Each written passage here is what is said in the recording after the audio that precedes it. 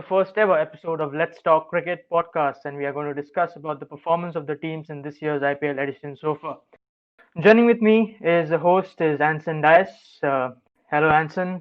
First of all, tell me how are you and how are your experience been in the last 3 weeks? Hey Devang, thanks for inviting me. Yeah, I'm all good. Hope you're fine as well. It's been a long awaited IPL this year and a bit different because it's not in the summer usually. And most importantly, it's being played without the fans, which takes out most of the excitement. Nonetheless, the artificial crowd noise will do for now given the current situation. And yeah, as you said, it's been an entertaining 3 weeks now with some really interesting close games which have gone down to the wire. I feel this has been a more evenly contested IPL mainly because we have neutral venues in the UAE, and this has taken away the home advantage which teams usually enjoyed playing back in India. And this season, we have seen the best teams on paper, which are currently in the top four.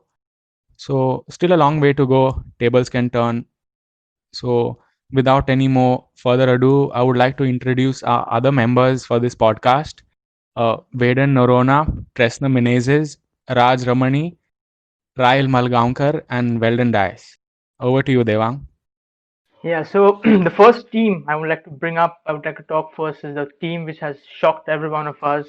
The way they played their game isn't the brand of cricket they've been playing over the past seasons, and obviously you might have guessed which team I'm talking about. It's CSK. So I think this year has been kind of unusual for CSK because they're used to getting off to a good start, but there's a lot of reasons why this could have happened.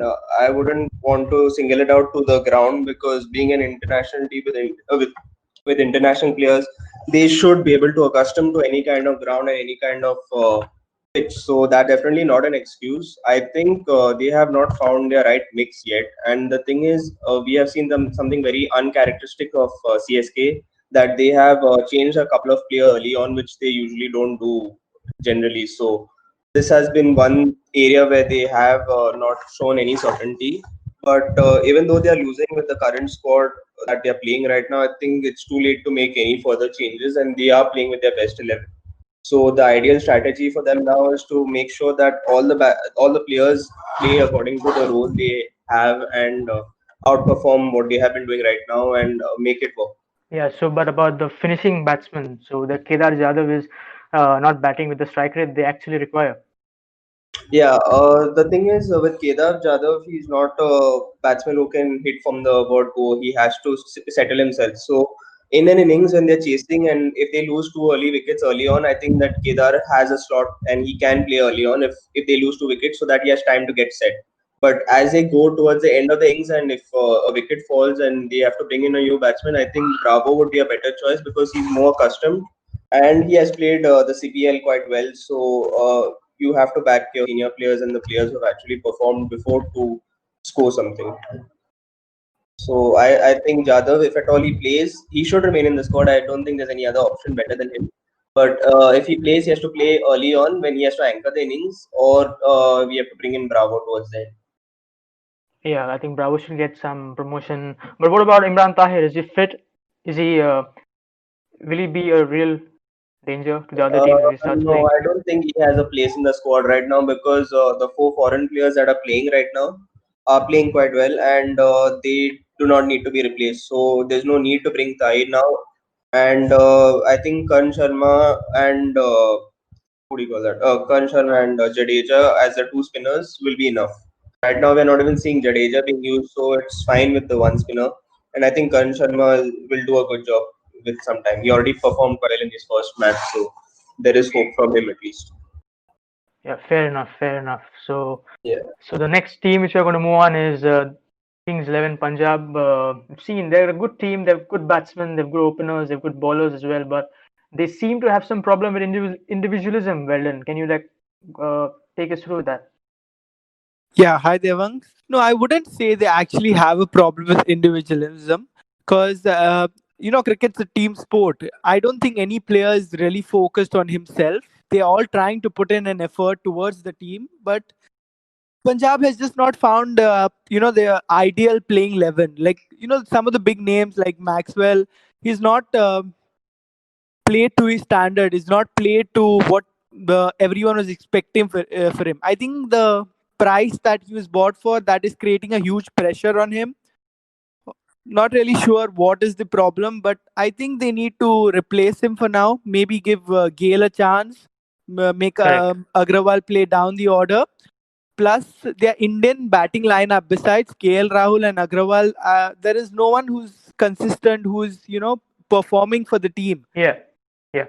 The only good star points I can say is Ravi Bishnoi, amazing player, Yeah. a good season for him up to now, and KL Rahul in opening. But if KL Rahul and Agrawal does not score, then the team is always in trouble. Yeah. So you don't think that KL Rahul has been left alone while he's fielding? The bowlers aren't giving him much support that he needs. So I wouldn't say KL Rahul's left alone. It's the bowling unit is, I think they need to do something about it because right now, as you know, Sheldon Cottrell, he played a few good innings, but for the last two games, he has not picked up a single wicket, been quite expensive. So maybe they should, try to, like Akshadeep Nath, he was very, sorry, what's Akshadeep? Arshdeep Singh. Yeah. Akshardeep Singh, yeah, he was pretty good in the last game. Maybe they should utilize him for the death overs and try to replace Cottrell with an Indian pacer, which I'm sure they have in the team. Maybe Krishnam Gautam can replace Cottrell maybe for a little spin instead. Correct. Yeah, so the KXIP have been mostly been the bottom four in the past seasons, but I've been personally flabbergasted with the cricket they've been playing this year because the kind of players they have on paper. Yeah, so let's move on to Anson. Yeah, thanks, Devang. Yeah. Our next question going to one of RCB's most loyal fans, Tresna Menezes. So, Tresna, as of now, RCB are currently on the 5th position on the table, having played 5 matches and winning 3, out of which one was the super over. So, if you had to summarize their 5 games, what do you have to say about the start they have had this season? Yeah, as we all know, RCB has had a great start this season, which is not something we usually see for RCB during whenever the season starts. Um, so as the Royal Challengers Bangalore look to arrest their slump over the last 3 years, they have assembled a team that looks more balanced than the one from last season. They've had a new head coach and a new director, that is Simon Katich as the head coach, Mike Hesson as the director. And I think we can already see that things are a bit different this time around. In the past, RCB had good openers with the likes of Chris Gale, but over the last couple of years, when they released him, they didn't really find their ideal opening pair. But I believe this year they have finally got it right. Devdutt Padikkal and Aaron Finch. How good has Devdutt been? He has scored 350 plus scores in 5 matches already. He's shown a lot of intent and has great confidence. Aaron Finch himself has played a couple of good innings. So the top order with Virat looks solid. Virat himself took 3 games to come into form, but he's back. Yeah. Coming back to form in the previous game, so some good days for RCB. Yeah, exactly. And now when we come back to the middle order, AB de Villiers, he's playing his natural game. So far, he's the highest run scorer for RCB this season. We have also been surprised by Shivam Dubey with the bat as well as with the ball. He's been hitting sixes and also picking up wickets. Washington Sundar has been outstanding with his bowling economy. He went for just 3 runs 3 runs per over against Mumbai, where the ground saw 400 runs that night. Talking about Washington Sundar, he usually bowls in the power play. So having a good economy rate is really important for a bowler bowling in the first 6 overs. Yeah, exactly. But usually you see in this power plays, if a bowler doesn't bowl well or bowl, properly consistently, then he can also get whacked in the power play. I mean, power play is all about whacking, right? So going for such a low economy in the power play is also pretty impressive. Yeah. So coming up to Navdeep Saini, he's a great pacer. He has real talent, and he did superbly in the super over against Mumbai by only conceding 7 runs. Then we have Chahal too. He's been superb. He's getting plenty of wickets. He is Virat's go-to man for picking wickets, and he is also in contention for the purple cap.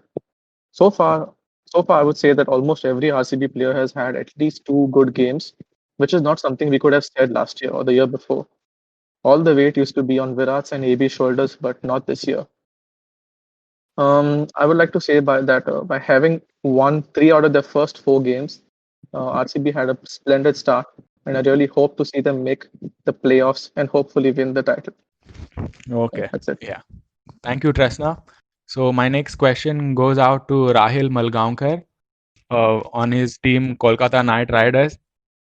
Actually, you're supposed to ask Raj, right, about RCB only, about the decisions which RCB took. These were the most impressive decisions. So I think Raj wanted to say Okay, something okay. about that. Yeah. So yeah, thanks Devang for putting forth that question before me. So talking about what good things RCB did this time. For starters, like Tresner has already mentioned, they roped in Mike Hassan and Simon Katic, who are two great cricketing minds. Previously, for the past few seasons, RCB never had that great think tank. Few years back, we had Alan Donald, and after that, we had Daniel Vittori, who always had some sort of, you can say, a bias towards their own countrymen. For example, I remember Alan Donald picking Tabraiz Shamsi, who is even now not that great of a spinner as a replacement, and Daniel Vittori had gotten Corey Anderson as a replacement for Nathan Coulter-Nile, which is not at all a like for like replacement. So that was like a bit of a bias towards their own countrymen. After that, we had seen Gary Custon, who had a successful run with India, who even won World Cup in 2011 as the head coach. But however, he has had no success with RCB, and I would attribute it to the fact that maybe he is not that great of a coach for T20, and maybe the fact that he couldn't do much because the team was already picked. Having said that, after Mike Hassan and Simon Katic were picked as the in the management, all their decisions so far have been spot on. Right from dropping all the overseas players who were non-performing or who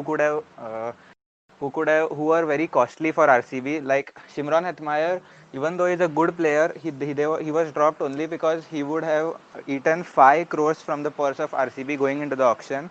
And even after dropping all those players, they dropped 6 overseas players, and after that they picked very good 6 overseas players as their replacement. If you compare the 8 overseas players of RCB this year to the 8 overseas players of RCB in the previous years, you will find that difference clearly. And the main problem which RCB always had is death bowling. In these auctions, even though people may feel that they did not address it, they did address it by picking Morris, who has one of the lowest economies in IPL, just second to Jasprit Bumrah, and Isuru Udana, who is like a dark horse. And even though he has not been that great, but he has been consistent and he has been bowling smart deliveries, smart slower ones, and wide bowls. And he is also known to be that specialist. And having said that, there was no better options in the auction available, so they did try to fix that. And even after that, one more very good decision, which is again a controversial decision, I would like to say they did, was letting AB keep the wickets. Yeah, that was the Uh, the most controversial, you can say, but game-changing decision. yeah, Just to keep him close to the bowlers. Yeah. Yeah, it is very important to bring about balance in the team, because Parthiv Patel, even though he was the third highest scorer in the last season, he is not that explosive opener compared to Devdutt Padikkal, who has been fabulous this season.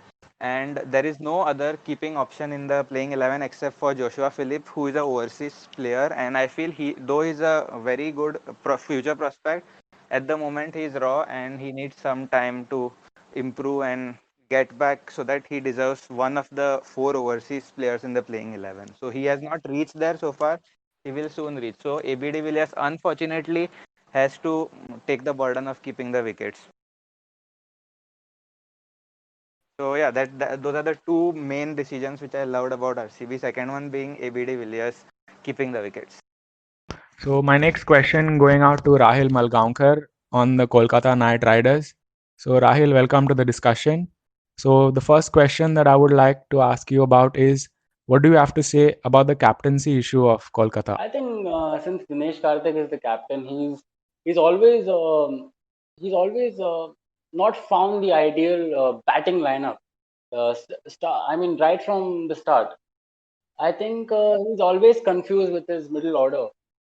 But what I feel is the main problem was sending Narayan, to open the bat. Uh, I think now they have sorted the issue. They have Tripathi in. I think Shubnam Gill, Tripathi, and number 4, Rana. Number 5 will be Morgan, and 6 will be Dinesh Karthik itself. I think that's a very good batting order. Okay, so talking about your batting order, what do you feel where ideally should Andre Russell be batting?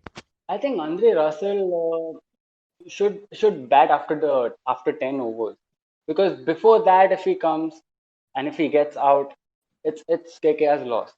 I think he bats really good after 10 overs, and I think he should be out there after 10 overs. I think number 5 or number 6 will be an ideal spot for him. Okay, so we are done talking about the batting. So now talking about KKR's bowling, which has been really impressive with the young pacers Kamlesh Nagarkoti and Shivam Mavi. So what are your views on that? I think talking about the fast bowlers, we are completely reliant on the young pacers. Someone like Shivam Mavi and Kamlesh Nagarkoti, I think they are phenomenal. And talking about Pat Cummins, for when I was watching the auctions, I thought KKR has made a silly decision by getting Pat Cummins instead of going for Chris Morris. But now I think it's a right choice, because Pat Cummins is also doing very well with the bat, and I think it brings a very good balance to the side as he's batting really nicely.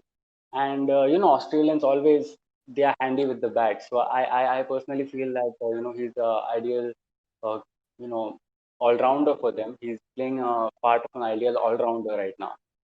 Yeah, correct. So your pace department has been sorted out in bowling. What do you have to say about the spinners? Maybe somebody like a Kuldeep Yadav? I think Kuldeep Yadav is not in his best form, so I think Chakravarti is really good, mystery spinner, and we have someone like Sunil Narayan, who's always been consistent for KKR for years. I think we have two spinners. If we want a part timer, we can get Nitish Rana in, and if it's a spinning pitch, you can leave a fast bowler. Someone like Mavi can be dropped, and we can bring Kuldeep Yadav only if the pitch is good for the spinners. So I think it's a very well balanced side right now. Only the first match, I think they didn't have a good side, because they took Nikhil Naik, someone like Nikhil Naik, or they took someone like Sandeep Warrior rather than having Rahul Tripathi. They could have taken Rahul Tripathi instead of Nikhil Naik, and opted for Kamlesh Nagarkoti. So I think right now they have a very good balanced side, and I think they should do well. Okay, fair enough, Rahil. So my next question going to Devang himself on the Mumbai Indians. Devang, it's been a good start to the IPL after losing our previous 5 games in the UAE. So what do you have to say about that? You see, the way Mumbai is played this season, it's all about teamwork, right? I mean, there's not one player that has been like dependent upon. There's not like the Mumbai hasn't been dependent on just one player. It's like different players are stepping up at given situations. It's all about teamwork when it comes to Mumbai Indians, and when Ishan Kishan plays a brilliant 99 against RCB. When RCB, there was no need for them to just give away so many runs and get it to the super over. They should have just finish it off and just defend it off easily. But the way Ishan Kishan batted, brilliant 99, and the way Karen Pollard is batting, the way the cameos of Hardik Pandya, and the way Krunal Pandya, 20 of 4. I mean, he's just come out to bat and just smack 20 of 4 in the last over. I mean, The they're Pandya brothers batting have really been handy for us. really. They've really been handy, and they're batting, they're bowling as well. I mean, the top bowlers. I mean, the best bowlers on paper are doing the job for Mumbai Indians now as well. Bolt and Bumrah, and even James Pattinson, with the absence of Nathal Kuntal Yeah, Naik. James Patton was actually a surprise. Exactly, We actually were looking for a foreign spinner, but then picking up Pattinson was an actual surprise. But yeah, he's proving out to be a really good pick for Mumbai. really good in the bat as well. He's handy with the bat as well. So, and I think all departments are covered, right? The fielding has been terrific. Surya Kumar Yadav with Gali is terrific, and Ishan Kishan the diving catch, and then Karen Pollard at the boundary. All these fielders, all these bowlers and batsmen, they're really adding the balance to the team. And the one thing I think we lack is a proper spin attack. With Rahul Chahar, he's been bowling well, but Krunal Pandya, I think he's just going for more a defensive approach than going for wickets. Like instead of going attacking, he's going a little bit of defensive. He's been bowling a little bit wide to attacking batsmen. So I think spin attack is the one thing which we miss a lot. Okay, Devang, over to you now. Yeah, so the next team I want to talk about is Delhi Capitals. I mean, what a team filled with young talent. And Rahil, what do you want to say about Delhi? I think after Mumbai Indians, the toughest team we have out there is Delhi Capitals.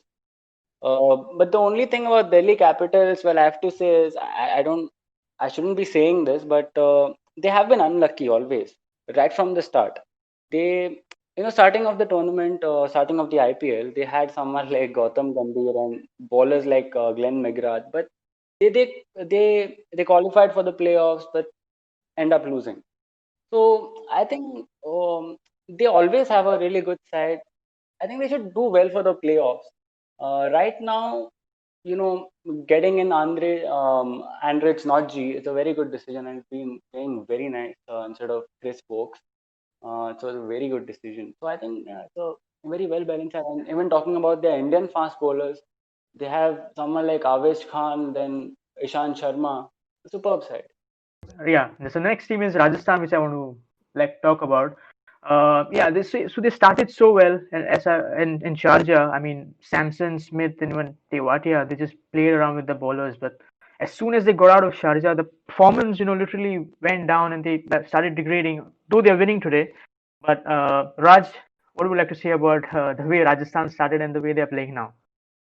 Yeah, I would like to just correct Yeah. you in that they are not winning today. They lost today's match. Oh yeah, sorry, But sorry. Yeah, they lost. yeah, My bad. Yeah, I was just following the score, and just yeah. now their last wicket fell. Yeah, so talking about that, it was always evident right from the auctions were done that RR Rajasthan Royals was on paper the weakest team. Though they have like four quality overseas players in their side, but I feel the other players, other 11 players are not that great. They have Butler, they have Jofra Archer, who are their two best players, and they have Ben Stokes, who is a quality all-rounder. And the fourth overseas spot, which has been given to Steve Smith as the captain, I think it has been primarily given to him because of his captaincy record in IPL, which has been quite good. However, um if you see Steve Smith's records in T20, it is not that good. Nothing to boast about in there. So mostly it has been done based on his test form. So based on his test reputation, he has been people consider him to be a good T20 batsman as well. So that is one of the major reasons he has been picked. But having said that, other than that, their Indian players are not that great of quality, except for Samson. Even he has been poor, apart from the two brilliant Sharjah performances Yeah. on the small ground. Hmm. Not to take anything away from him, but after that he has been very poor, and even in today's match, he has been pretty bad. Yeah. So and one other big flaw in their auctioning was they picked many overseas fast bowlers, and I don't Hmm. understand for what. And that flaw, that mistake of theirs, cost them when Josh Butler missed their first game. So Yeah. when your overseas opener misses the game, you should have a overseas backup opener or at least overseas batsman, top order batsman who can replace him. But they found themselves in a position where they had only David Miller as a batsman who could replace him, who is primarily a middle order or a lower middle order batsman who has not been in that great form. And the other options which they could replace him with were all bowlers, which is Andrew Tye, Tom Curran, and O'Shane Thomas. So they picked Tom Curran, who is primarily a middle order batsman. However, that didn't cost them much because of Samson and because Smith's performances in Sharjah. But however, now because of their apart from those two matches, they are now paying for their flawed strategies in auction and having a bad team on paper. many people, I have seen many people after 2 games they were rating Rajasthan as a team to beat this season, but I always maintained my stance that after they come out from Sharjah, their performance will be their real performance, and that is what has been happening now. Yeah, it was Hopefully, too early to when say. Ben Stokes, yes, it was too early to say, and hopefully when Ben Stokes joins now, the things will be better for them because he brings about 4 overs of bowling as well as batting, and he's a reliable middle order batsman. And if he has a good season like he had for Rising Pune Super Giants, it would be great for them. I wouldn't say expect a miracle from him, but you can expect better things for RR once he joins them. Correct. Yeah. So yeah, now what would answer? Yeah, so the last team on the list is Sunrisers Hyderabad. So my question going out to Tresna. Tresna, what do you have to say about SRH and their dependence mainly on David Warner and Johnny Bairstow as their openers? Yeah, well, it's pretty evident that Sunrisers Hyderabad are very dependent on their opening partnership. Um, Sunrisers Hyderabad has always been a very top-heavy team, especially this IPL. They are super top-heavy. Um, like, look at yesterday. Johnny Bairstow and David Warner, they are actually in pretty good form. They broke the record for the highest opening partnership in IPL. Johnny Bairstow and David Warner shared a 185 run partnership for the first wicket, surpassing the Hmm. previous record of 184 held by Chris Lynn and Gautam Gambhir in 2017. So they beat that record by 1 run. Um, they have been in excellent form. We all know David Warner. He's a big hitter. He can Yeah. score many runs. But yesterday Johnny Bairstow announced himself as a good batsman, as a good opener. He wasn't really a big name going into the IPL last year after getting unsold in the previous edition's auction. But in the 12th edition, Hyderabad seemed interested in the English wicketkeeper batsman. They were engaging in a mini bidding war with Punjab, and they finally got Yeah. best for Hyderabad. Now let's take a look at their team.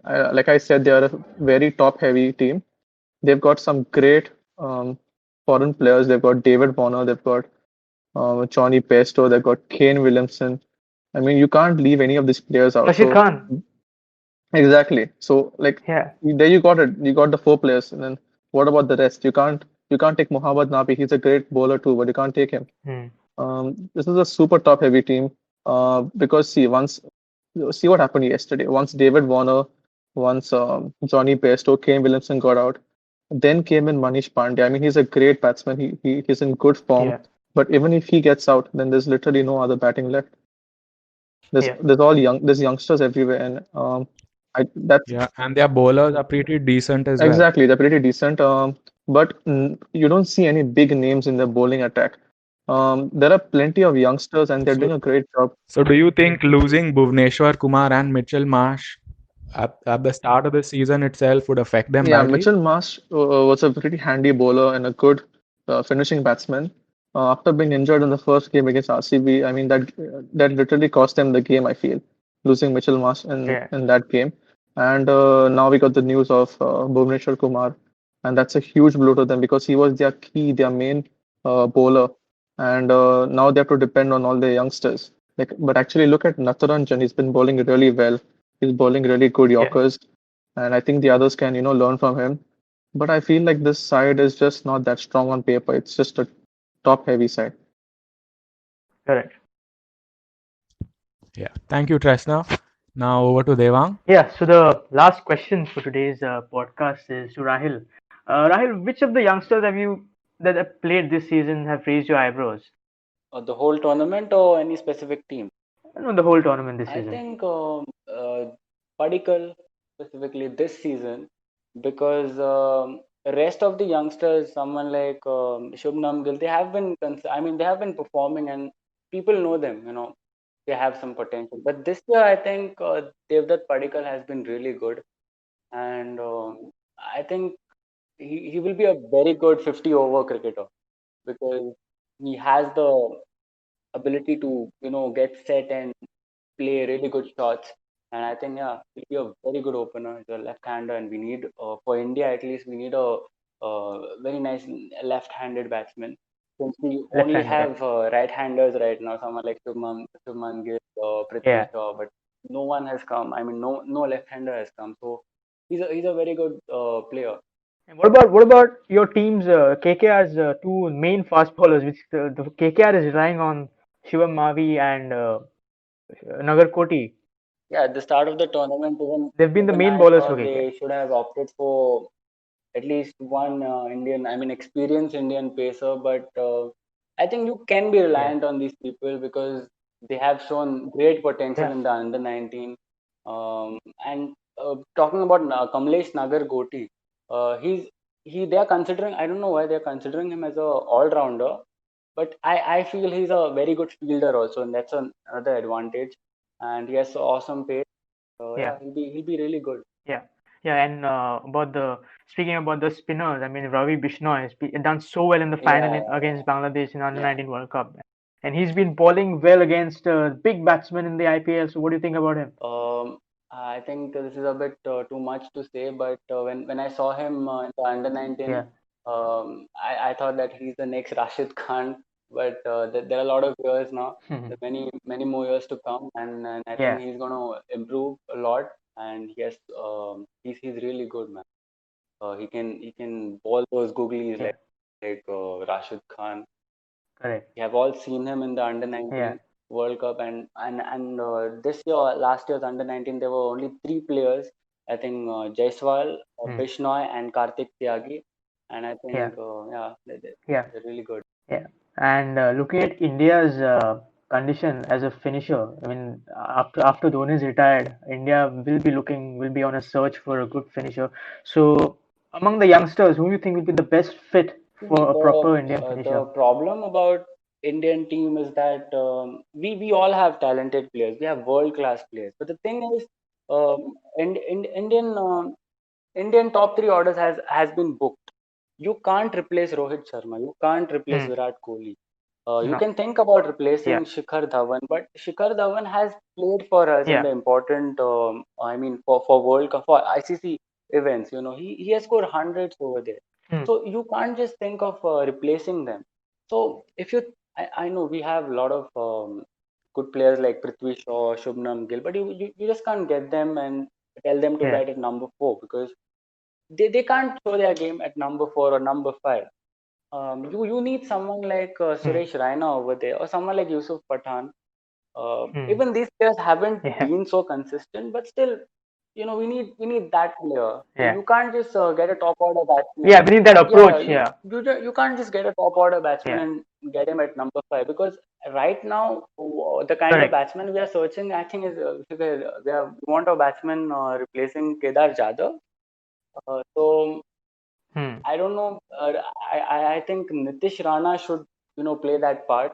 He'll be very very good over there because Hmm.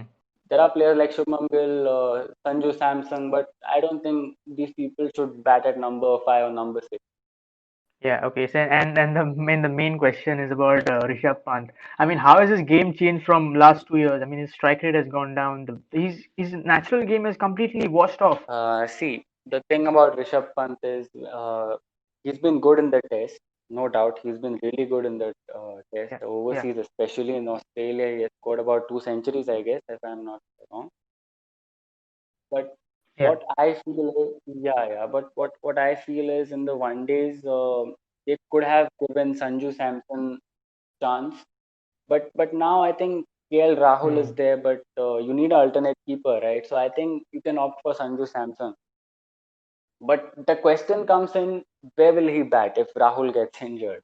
Uh, that's the only question. So, but talking about Rishabh Pant, I think he's honestly speaking, he's been immature for India. He's not been playing as yeah, expected. He has only, I think, scored once or twice, and especially for T20, he hasn't been yeah, consistent at all. He has an average of 20 yeah. to At this age, he's been getting a lot of expectations exactly, from exactly, everyone, and not he's just been the given people, and but also he's the been given experts. a chance. I think instead of him, Sanju Yeah, Samson could have got that opportunity because what I feel he's more of a mature batsman than Rishabh Pant.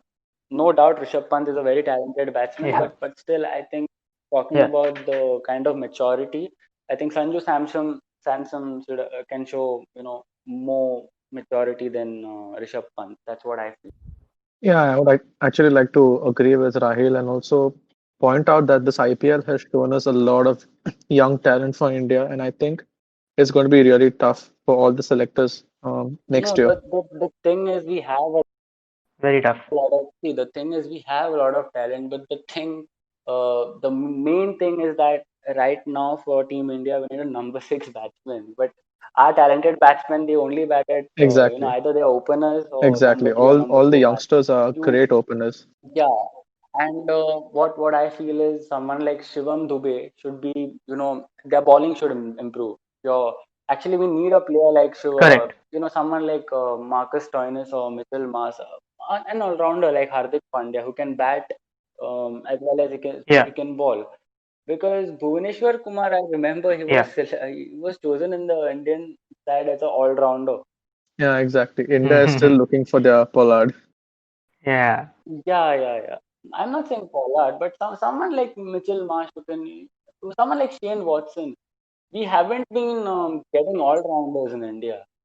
The only all rounders we are getting is someone like Vijay Shankar. And they are good batsmen, but the thing is, their bowling. No man, it's not good.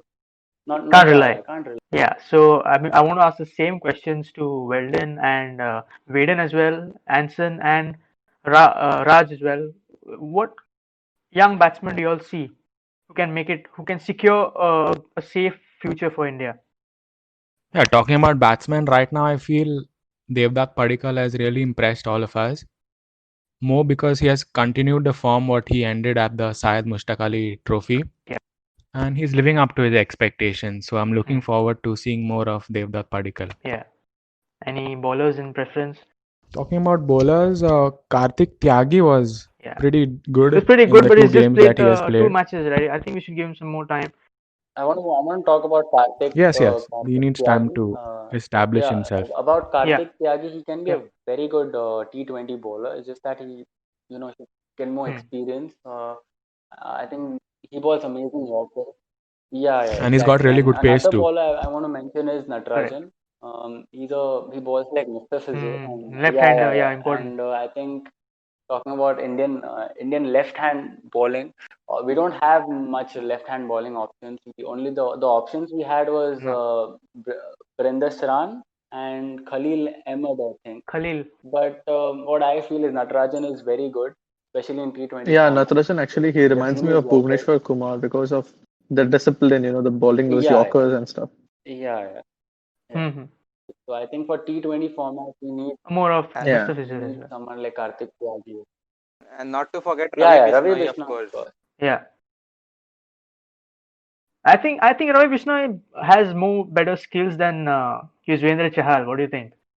Actually, Yuzvendra Chahal, he may not have the skill, for a spinner, but he has the brains. He thinks Yeah. really well and he gets those Yeah. wickets. That's how he gets those wickets actually, with his brains, Yeah. not much with his skills. No. If you talk about the pace also, I But I think think Bishnoi has much more pace than Yuzvendra Chahal. Yuzvendra Chahal usually slides the ball, but this guy is Yeah. like Rashid Khan. he flights the ball. He bowls fast, and I think He bowls over 90. Yeah. yeah. And I think Correct. he can be really good. I think the Indians should look out for him and kind of polish him a lot. I mean, should practice a lot. He'll Yeah. be a very good bowler. Yeah. I think he has that flight kind of a Yeah, ball. He bowls quick as And well, but I think even in test matches, Bishnoi can be a very helpful yeah. hand in India in the subcontinent. if you go to Another see. youngster I was expecting a lot was Yashasvi Jaiswal, but he has disappointed in these 3 Jaiswal. Yeah, he's matches. not I been don't know. performing at all. Uh, Mm. yeah, Yeah. and I think for Rajasthan Royal, I don't know why Steven Smith is opening the batting. Today he didn't open, but I didn't understand why Yeah. why did he open and sending Robin Uthappa down the They order. didn't give I didn't understand that. correct. They didn't give Jaiswal the proper chances. Like they dropped him and then took him again and I dropped think him he again. should, That's and that's I what think he's caused the worth problem. I giving the think chances. I think because if you he's they worth. can be reliant on their middle order. They have Samson. They have people like Yeah. I mean Ben Stokes is coming. I think he'll be there in the Yeah. next match, I guess probably. So I think once they have Yeah. Ben Stokes, I think they can give Yashasvi Jaiswal chance. I think he's a very good batsman, very solid batsman. Yeah, and he's a technical Yeah, player as yeah, yeah. well. He's a great And technique if as an you opener. see Yashasvi Jaiswal and Josh Butler, Josh Butler, someone who can get going from the very start, and Yashasvi Jaiswal can Yeah, take time to settle down, plus places in it. So yeah, yeah, I think it's a very good. yeah. One can be an Yeah, aggressor and one can, yeah, yeah, play the long exactly. innings in this. But these three Yeah, matches he has been very disappointing. I have to say that. Yeah. correct. Yeah, so thank you very much, everyone. This has been a good podcast and a good start to our very first podcast. And we'll be having more podcasts like this, maybe once every week, and an overview about each week, maybe even on Sunday or after the RCB versus CSK, the rival after the rival match. So it's been a good first podcast, and thanks a lot, everyone, for joining us and being with us.